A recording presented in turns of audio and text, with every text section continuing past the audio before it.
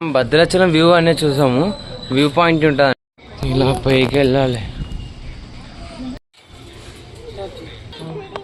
ఇక్కడ నుంచి మనం భద్రాచలం సగం చూడొచ్చు.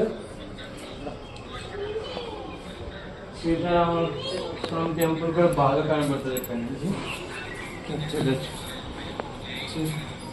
చూడండి, గోదావరి నది కూడా మంచిగా కనపడుతుంది అక్కడ.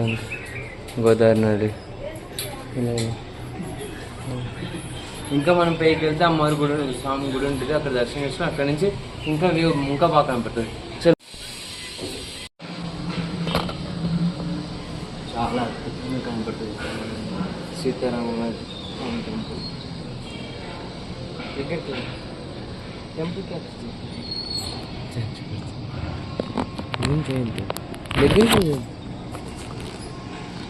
చూడండి, చాలా బాగా కనబడుతుంది భద్రాచలం మొత్తం.